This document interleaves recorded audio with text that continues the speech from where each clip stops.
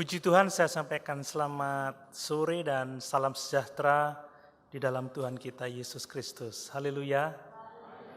Puji Tuhan, kita bersyukur kita ada di akhir bulan November dan tidak lama lagi kita akan memasuki bulan Desember di mana kita akan merayakan kasih Tuhan yang sangat besar, yaitu Natal. Mari kita semakin hari semakin dekat dengan Tuhan menjelang kedatangannya kali yang kedua. Amin. Mari, sore ini kita akan belajar bersama-sama mengenai Alkitab. Firman Allah ini adalah satu-satunya dasar yang sangat kokoh untuk iman kita. Dasar yang sangat kokoh untuk kehidupan kita sehari-hari supaya olehnya hidup kita berkenan kepada Tuhan. Amin. Mari kita membaca di dalam 2 Petrus pasal 1. 2 Petrus pasal 1 ayat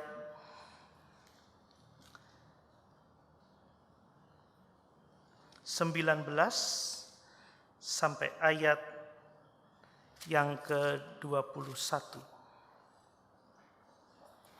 2 Petrus pasal 1 ayat 19 sampai 21. Demikianlah firman Tuhan bagi kita. Dengan demikian, kami makin diteguhkan oleh firman yang telah disampaikan oleh para nabi. Alangkah baiknya kalau kamu memperhatikannya sama seperti memperhatikan pelita yang bercahaya di tempat yang gelap sampai fajar menyingsing dan bintang timur terbit bersinar di dalam hatimu. Yang terutama harus kamu ketahui ialah bahwa nubuat-nubuat dalam kitab suci tidak boleh ditafsirkan menurut kehendak sendiri, sebab tidak pernah nubuat dihasilkan oleh kehendak manusia, tetapi oleh dorongan Roh Kudus orang-orang berbicara atas nama Allah. Puji Tuhan. Haleluya. Sekali lagi kita akan belajar bersama-sama mengenai Alkitab. Firman Allah yang tertulis ini menjadi dasar yang kokoh bagi iman dan kehidupan kita sehari-hari. Kalau kita mengingat pelajaran 2 minggu yang lalu, saudara, dari ayat yang ke-16 sampai ayat yang ke-19 dari 2 Petrus pasal 1, maka kita melihat bagaimana Petrus menyatakan ada 2 elemen yang menjadi dasar bagi iman kita. 2 elemen yang sangat penting itu pertama-tama adalah kesaksian para rasul tentang Tuhan dan Juru Selamat kita Yesus Kristus. Dan yang kedua adalah firman Allah yang tertulis, yaitu Alkitab yang adalah firman Allah ini. Saudara, karena kita mengetahui bahwa kesaksian para rasul juga sudah ditulis dalam Alkitab kita ini, maka dapat kita katakan bahwa sebenarnya dasar yang kokoh bagi iman dan kehidupan kekristenan kita sehari-hari itu adalah Alkitab yang tertulis ini. Amin. Dasar dari iman kita adalah firman Allah. Dasar dari kehidupan kita sehari-hari adalah firman Allah. Ini yang harus kita pegang dengan kokoh, bukan pengalaman manusia, bukan hikmat manusia, bukan filsafat manusia, bukan psikologi atau hal-hal yang lainnya. Tapi dasar dari iman dan kehidupan kekristenan kita adalah Alkitab yang diwahyukan oleh Allah. Saya harap kita menjadi kokoh dalam hal ini, saudara, supaya kita tidak gandrung dengan ilmu-ilmu dunia ini. Kita tidak ngefans pada filsafat. Bahkan ada banyak orang yang merasa tidak puas dengan Alkitab dan menambahkan dengan filsafat, menambahkan dengan psikologi, menambahkan dengan pengalaman-pengalaman manusia. Sebagai umat ketebusan kita diingatkan kembali bahwa dasar yang kokoh bagi iman dan kehidupan kekristenan kita adalah firman Allah. Amin. Tidak ada yang lain. Kalau kita mengingat kembali pelajaran yang lalu juga, saudara, Petrus sangat menyadari bahwa kehidupannya di bumi tidak akan lama lagi.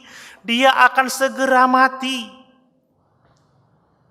Itu sebabnya Petrus ingin setelah kematiannya para jemaat hidup dalam iman yang kokoh, hidup dalam iman yang teguh. Dia mau meninggalkan jemaat pada waktu itu dengan dasar yang kokoh, dasar yang kuat, sehingga setelah kepergiannya jemaat tidak mudah diombang-ambingkan oleh berbagai-bagai macam ajaran palsu. Jemaat tidak mudah disesatkan oleh guru-guru palsu, oleh nabi-nabi palsu yang terus-menerus berusaha untuk menghancurkan kehidupan gereja Tuhan. Demikian juga hari-hari ini kita tidak boleh main-main dengan penyesatan. Amin. Penyesatan akan terjadi dengan sangat hebat di akhir zaman ini. Hanya orang-orang yang berdiri teguh di atas firman Tuhan, Alkitab, firman yang tertulis ini, yang akan memiliki iman yang kokoh dan kehidupan yang memuliakan Tuhan. Saudara, dasar yang kokoh yang Petrus maksudkan itu adalah firman Tuhan yang diwahyukan ini. Alkitab kita ini, saudara.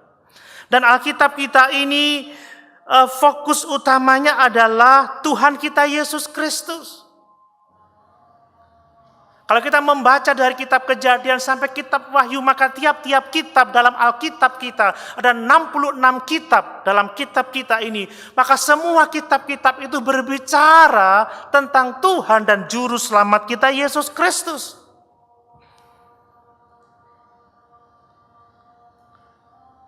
Dalam 2 Petrus 1 ayat 16 sampai 18, Petrus dengan tegas menyatakan bahwa berita tentang kuasa dan kedatangan Kristus kembali yang disampaikan oleh mereka itu bukanlah atas dasar dongeng isapan jempol manusia.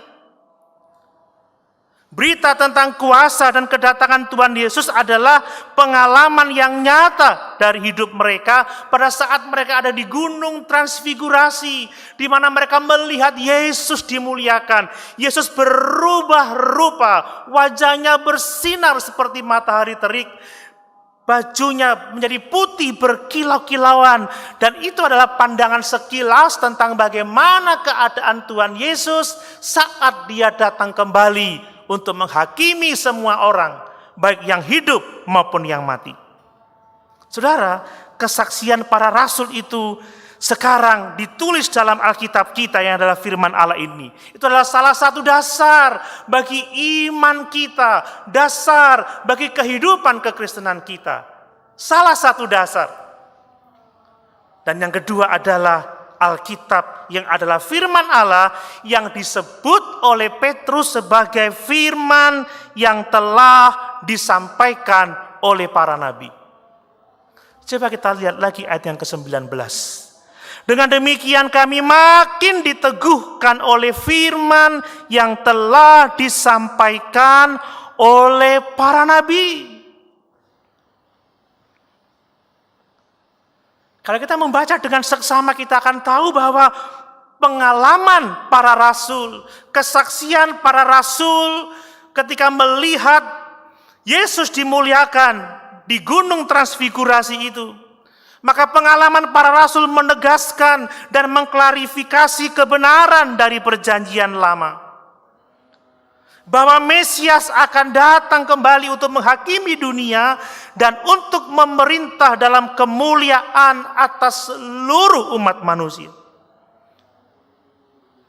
Karena firman Allah itu benar, karena firman Allah diteguhkan dengan apa yang mereka lihat melalui Bukit Transfigurasi itu, maka Petrus mengatakan dengan sungguh-sungguh supaya jemaat memperhatikan firman Allah dengan seksama, memperhatikan firman Allah dengan sungguh-sungguh seperti memperhatikan pelita yang bercahaya dalam kegelapan sampai Tuhan Yesus Kristus datang kembali. Amin. Memperhatikan firman Allah.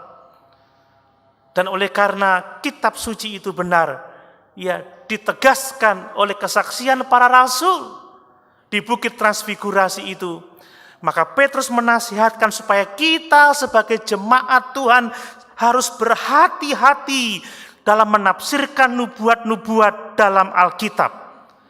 Kita harus menafsirkan dengan benar, tidak boleh dengan sembarangan. Sebab Alkitab yang kita miliki ini bukan perkataan manusia, sebab Alkitab yang kita miliki ini adalah firman Allah. Amin. Bapak Ibu percaya Alkitab kita firman Allah yang tertulis? Percaya bahwa Alkitab ini benar? Sebagaimana diteguhkan oleh pengalaman para rasul, maka para rasul menegaskan supaya kita umat ketebusan memperhatikan dengan sungguh-sungguh Alkitab kita. Seperti kita memperhatikan pelita di tengah-tengah kegelapan. Supaya kita tidak menafsirkan Alkitab dengan sembarangan. Tetapi harus dengan hati-hati, sebab Alkitab adalah firman Allah. Mari saya ulangi kembali, saya tegaskan kembali. Karena Alkitab adalah dasar yang kokoh bagi kehidupan iman dan percaya kita. Bagi kehidupan kita sehari-hari. Maka kita harus memperhatikan Alkitab dengan sungguh-sungguh. Menelitinya, mempelajarinya. Dan kita tidak boleh menafsirkan Alkitab yang adalah firman Tuhan ini dengan sembarangan. Amin. Mari saudara, saya akan mengajak kita untuk melihat lebih detail. Ya, yang pertama, perhatikan bahwa kita memiliki Alkitab sebagai dasar dari iman dan kehidupan kekristenan kita yang sangat kokoh. Saya baca lagi ayat 19 bagian A.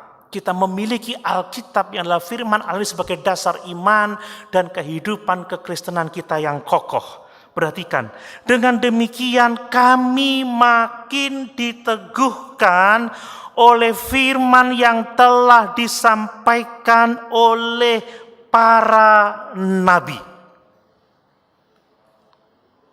Dari apa yang Rasul Petrus tuliskan dalam suratnya ini saudara, kita tidak hanya memiliki kesaksian para rasul tentang Tuhan kita Yesus Kristus, yang mana mereka melihat kemuliaan Yesus mulai dari kelahirannya sampai dimuliakannya dia di Gunung Transformasi, melalui kematian dan kebangkitannya, kenaikannya di surga.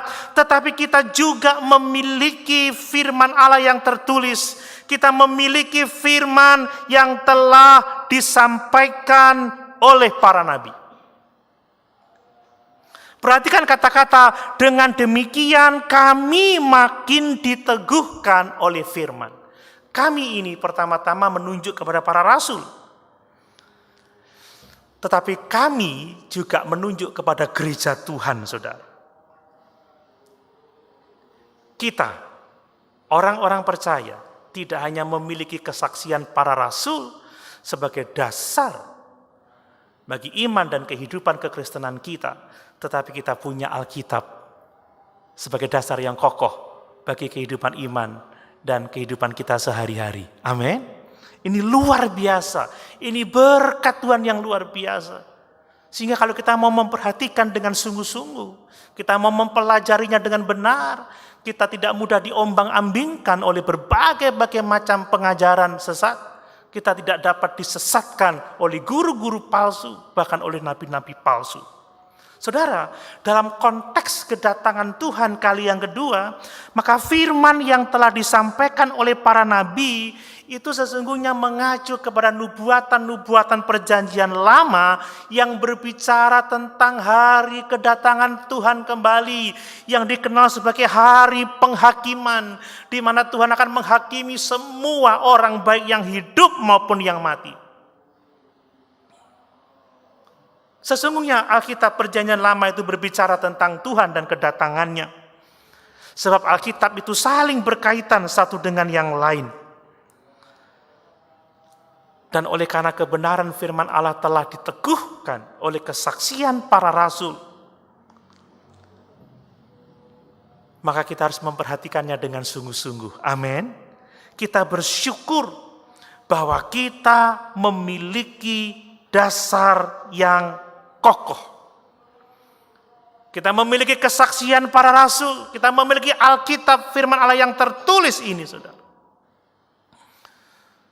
Untuk kita perhatikan, untuk kita pelajari, supaya iman kita kokoh dan kehidupan kita memuliakan Tuhan. Kalau saya mengingat perjalanan para rasul, sebenarnya para rasul itu sempat tidak memahami tentang berita perjanjian lama, tentang keagungan Mesias, karena bagi mereka Mesias itu adalah penguasa yang akan mengembalikan kemuliaan kerajaan Daud. Pada saat mereka mendengar berita tentang kematian Yesus, mereka benar-benar bingung kenapa Mesias harus mati, kenapa Mesias tidak memerintah. Bahkan Yesus berulang-ulang berbicara tentang kematian dan penderitaannya. Tetapi setelah mereka melihat Yesus dimuliakan di gunung transfigurasi itu, maka baru mengertilah mereka bahwa kematian Tuhan tidak akan membatalkan kedatangannya kali yang kedua. Amin. Mereka percaya bahwa Yesus harus mati dan bangkit untuk menebus dosa umat manusia, dan dia akan naik ke surga dan akan datang kembali dalam kemuliaannya yang mereka lihat sekilas di gunung transfigurasi itu. Jadi dengan demikian saya mau menegaskan, kita memiliki Alkitab sebagai dasar dari iman kita, sebagai dasar dari kehidupan kekristenan kita hari demi hari. Amin. Makanya saudara, jangan kita tidak mencintai firman Tuhan ini. Saya tahu sekarang dengan mudah kita dapat belajar dari video-video. Kita dapat membaca begitu banyak renungan-renungan, tetapi ingat kita harus memperhatikan Alkitab yang adalah firman Allah yang menjadi dasar bagi iman dan kehidupan kekristenan kita. Amin. Saya punya banyak buku teologi di rumah, saudara. Saya punya banyak buku bacaan. Tetapi saya tidak boleh melalaikan untuk membaca Alkitab yang adalah firman Allah. Saya juga suka menonton video-video yang baik. Tapi tetap itu tidak boleh membuat kita tidak membaca dan mempelajari firman Tuhan. Sebab Alkitab adalah dasar yang kokoh yang Tuhan berikan bagi iman dan kehidupan kekristenan kita sehari-hari. Amin. Bapak Ibu punya waktu khusus membaca Alkitab? Amin. Saya baru membeli Alkitab baru. Karena setiap pasal yang sudah saya baca, saya tandai untuk mengingatkan bahwa itu sudah saya baca kembali.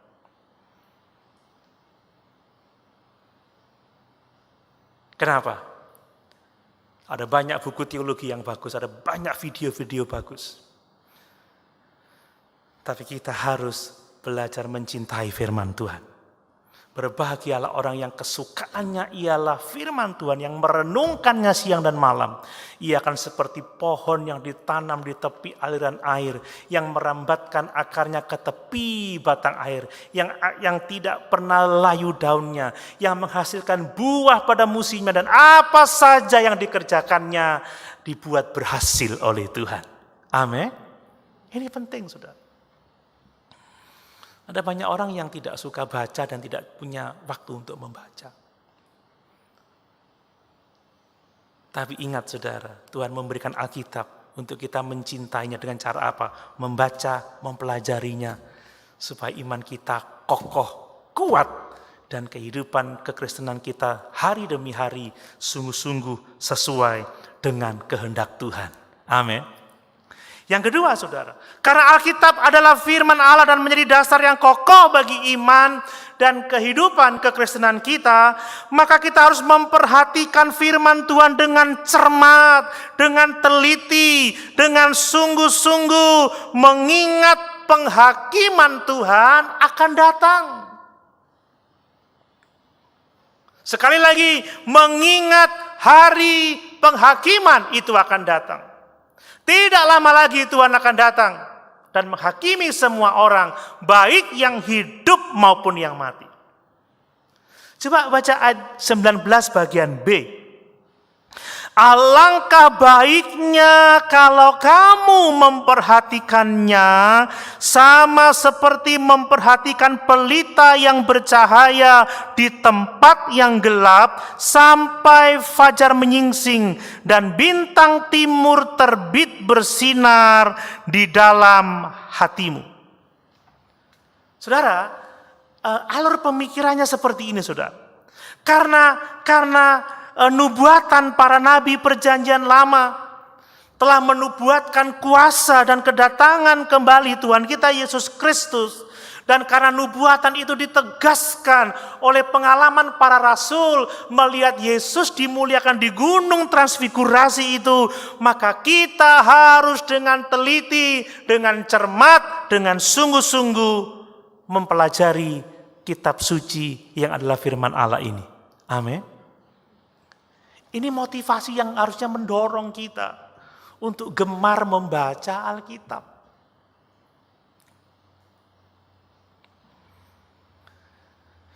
Haleluya.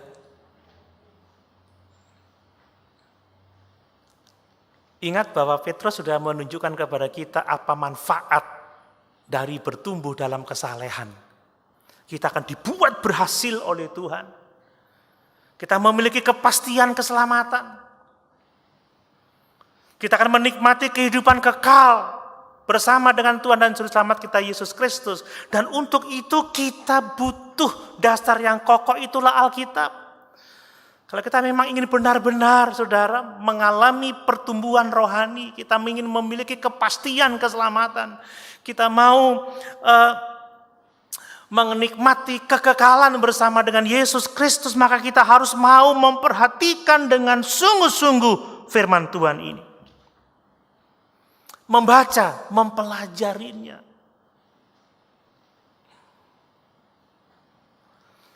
Kadang ada begitu banyak alasan untuk tidak membaca Alkitab. Yang sibuk, yang capek, yang nggak suka membaca. Saudara, untuk urusan hidup yang kekal, tidak ada kata sibuk, tidak ada kata capek, tidak ada kata tidak suka. Amin. Amin. Kalau untuk kerja, untuk sesuatu yang duniawi, kita mau mengorbankan apa saja, apalagi untuk kekekalan, saudara. Kita harus membangun habit, kebiasaan untuk membaca, merenungkan firman Tuhan setiap hari.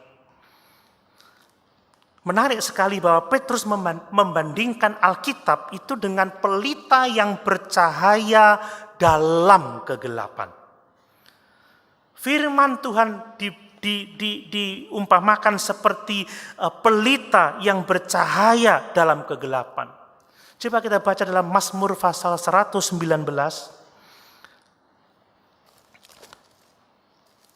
Mazmur 119 ayat yang ke-105.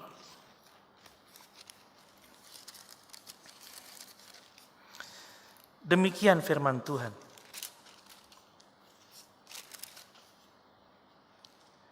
Firman-Mu itu pelita bagi kakiku dan terang bagi jalanku. Amin. Kenapa kita harus memperhatikan Alkitab yang adalah firman Allah? Seperti pelita dalam kegelapan. Pelita yang bercahaya dalam kegelapan. Sebab firman Tuhan itu seperti pelita bagi kaki kita dan terang bagi jalan kita. Kita hidup di dunia yang gelap, saudara. Gelap itu berbicara tentang dosa. Kehidupan yang dipenuhi dengan kejahatan. Kehidupan yang kotor, yang menjijikkan, yang jorok, yang jauh dari kebenaran Allah. Untuk kita memiliki tuntunan supaya kita tidak tersandung pada dosa-dosa dunia, kejahatan dunia yang menjijikkan itu. Maka kita harus memiliki terang supaya kita dapat berjalan, supaya kaki kita tidak terantuk pada dosa. Dan kita melihat dosa yang ada di sekitar kita untuk kita hindari. Amin. Kalau Bapak Ibu ingin tidak tersandung dalam kejahatan dunia, tidak ingin berdosa seperti dunia yang berdosa, kita membutuhkan terang, saudara. Terang itu adalah firman Tuhan, pelita bagi kaki kita dan terang bagi jalan kita. Alkitab mengajar kita bahwa dunia adalah tempat yang gelap. Secara moral gelap, ada banyak bahaya yang bisa menghancurkan kehidupan kita. Tapi ketika kita mengenal Tuhan kita Yesus Kristus dan memiliki firman Allah yang adalah terang bagi kehidupan kita, terang bagi jalan kita, maka firman ini menunjukkan kepada kita bagaimana kita harus hidup. Hidup yang berkenan kepada Allah, hidup yang menyenangkan Tuhan, hidup dalam terang kedatangan Tuhan kali yang kedua.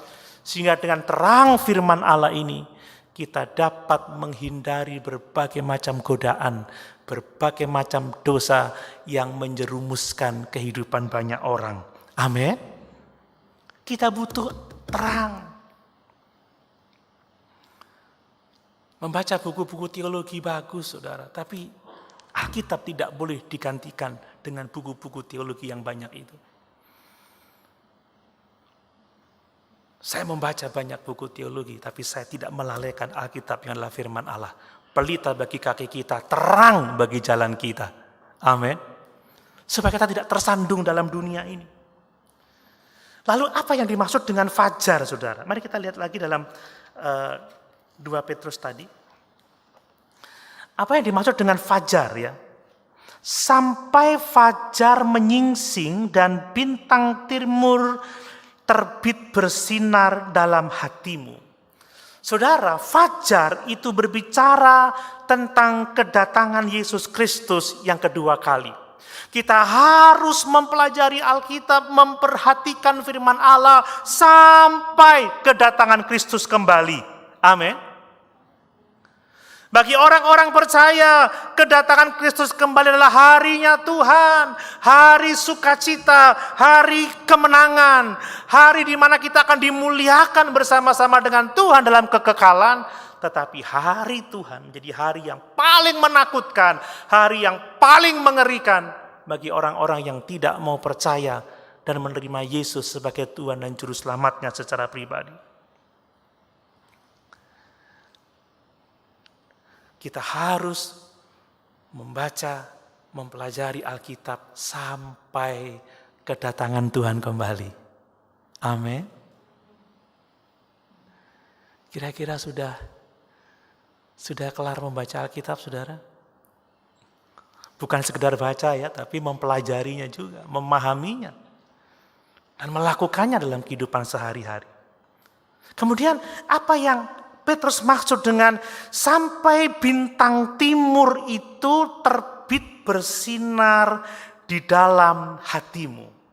Apa yang dimaksud dengan bintang timur terbit bersinar di dalam hatimu? Saudara, kita tahu bahwa bintang timur yang gilang gemilang itu adalah Tuhan Yesus Kristus Tuhan kita. Amin. Dialah bintang timur yang cemerlang itu. Sampai Yesus dia datang kembali dan dia dikatakan bersinar di dalam hati kita, umat-umat ketebusannya. Coba Wahyu 22 ayat yang ke-16 supaya kita teguh dengan kebenaran itu. Wahyu pasal 22 ayat 16.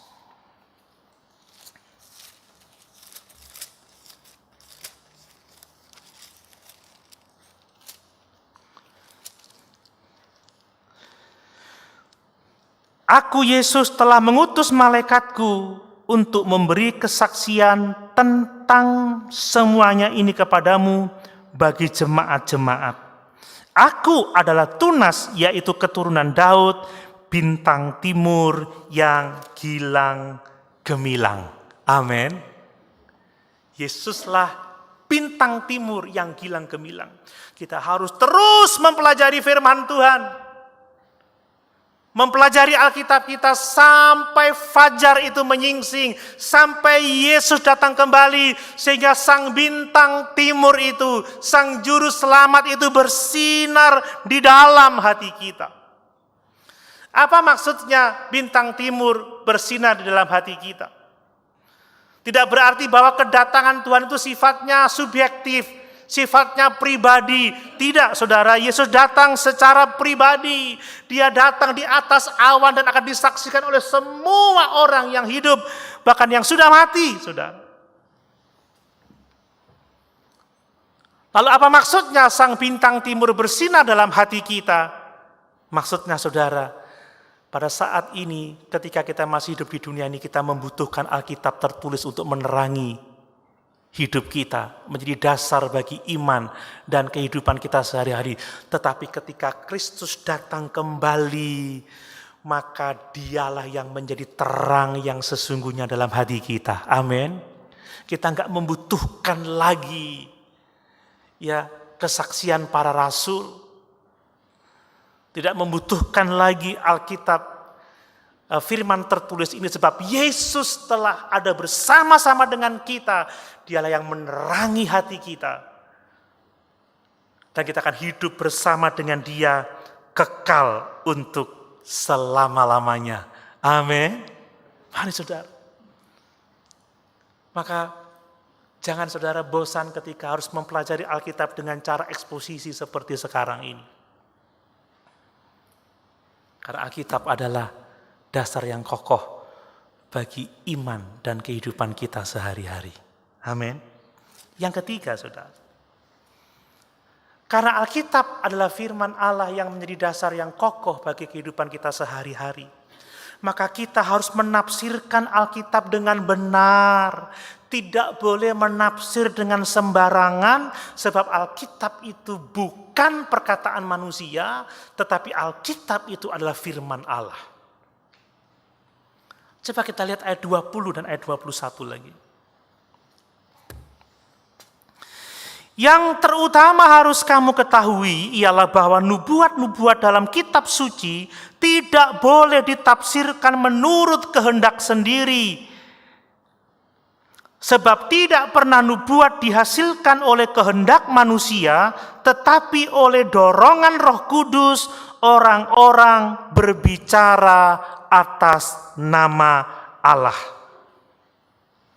Petrus menjelaskan bahwa kita harus memperhatikan kitab suci seperti seperti pelita yang bercahaya di dalam gelap sampai fajar menyingsing, sampai Yesus datang kembali.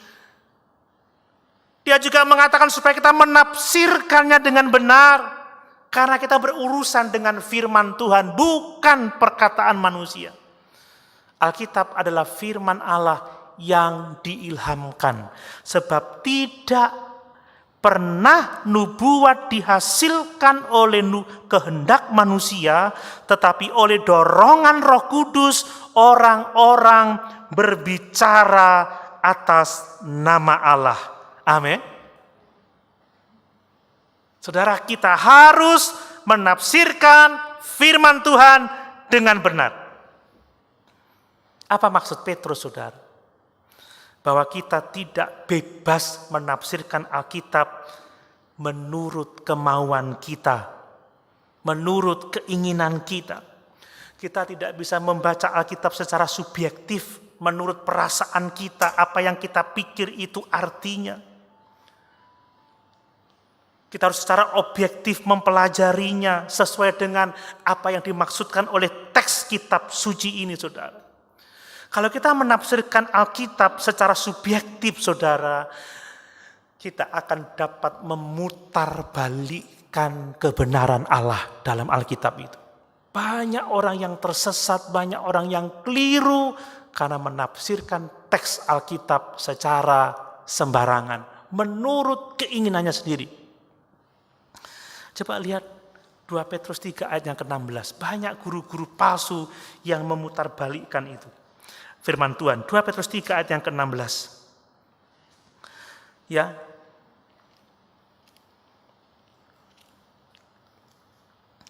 Hal ini dibuatnya dalam semua suratnya apabila ia berbicara tentang perkara-perkara ini. Dalam surat-suratnya itu ada hal-hal yang sukar difahami, sehingga orang-orang yang tidak memahaminya, yang tidak teguh imannya, memutarbalikkannya menjadi kebinasaan mereka sendiri, sama seperti yang juga mereka buat dengan tulisan-tulisan yang lain. Ada banyak orang yang membaca Alkitab secara sembarangan, mengartikannya menurut kemauannya sendiri, sehingga mereka memutarbalikkan kebenaran, dan itu menjadi kebinasaan. Banyak orang yang berkata doktrin itu enggak penting sebab doktrin itu membuat perpecahan. Yang penting itu kasih. Entah orang doktrinnya ngawur, yang penting kita saling mengasihi. Tidak, saudara. Kalau kita salah ajaran, kalau kita menafsirkan keliru, memutarbalikkan firman, kita itu akan menjadi kebinasaan bagi kita. Coba lihat 2 Petrus 4 ayat 3 sampai 4. Maaf, 2 Timotius 4 ayat 3 sampai 4. 2 Timotius 4 ayat 3 sampai 4.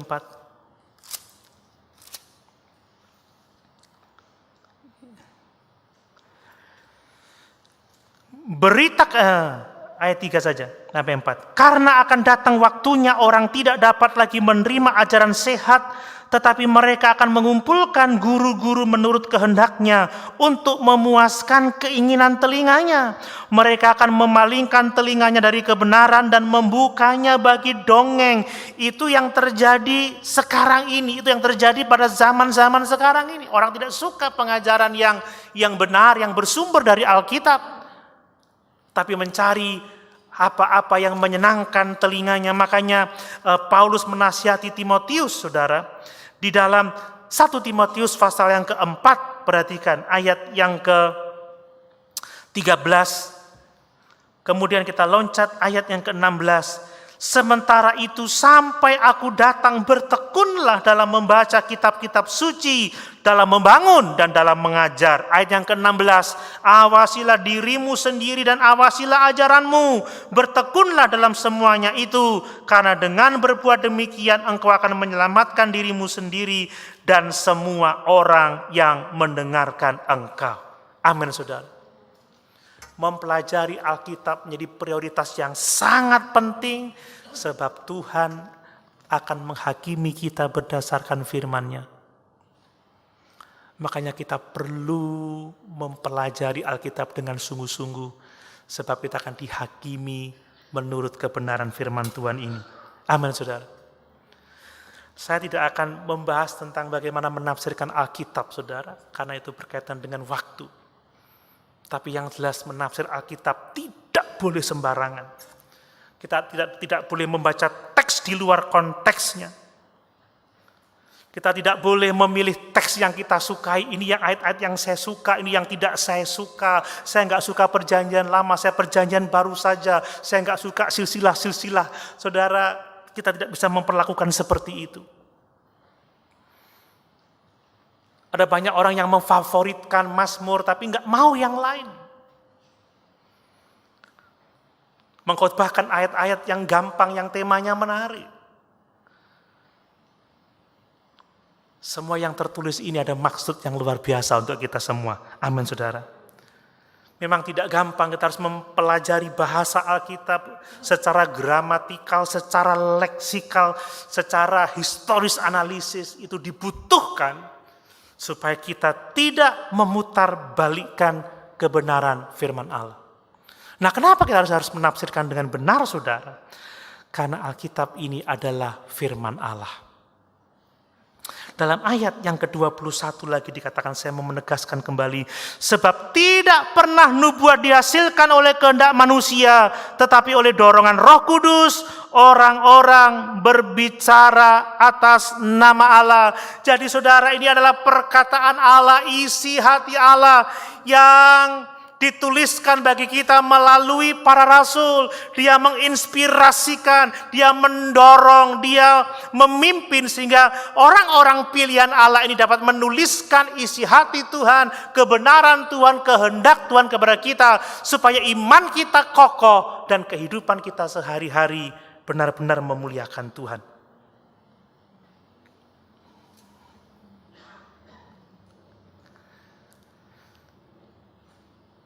Kalau Bapak Ibu ingin mendedikasikan hidup untuk kekekalan, maka jangan sampai tidak kita membangunnya di atas dasar yang kokoh, yaitu firman Tuhan. Amin, saudara. Mari kita belajar mencintai Alkitab, merenungkannya siang dan malam, menafsirkannya secara teliti, secara baik-baik, mulai belajar mencintai Alkitab. Karena ini menyangkut kekekalan, saudara. Saya yakin kalau Bapak Ibu mau investasi sesuatu, Bapak Ibu tidak akan sembarangan investasi, tapi pasti akan mencari perusahaan yang benar-benar solid, yang benar-benar akan menghasilkan keuntungan. Apalagi kalau kita bicara tentang kekekalan. Kita nggak mau bermain-main dengan hidup kita. Amin. Kalau kita beli televisi aja, kita baca buku manualnya. Kita beli motor, kita baca buku manualnya. Kita beli handphone yang harganya hanya jutaan aja, kita baca manualnya. Bagaimana dengan hidup yang berharga kekal ini? Kita harus membaca manualnya supaya hidup kita tidak mudah dihancurkan. Amin. Saudara, kalau dasar kita tidak kokoh, kita mudah diombang-ambingkan oleh berbagai-bagai macam ajaran yang sesat.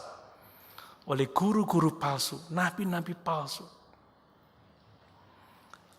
Kita mudah sekali mengakses banyak ajaran.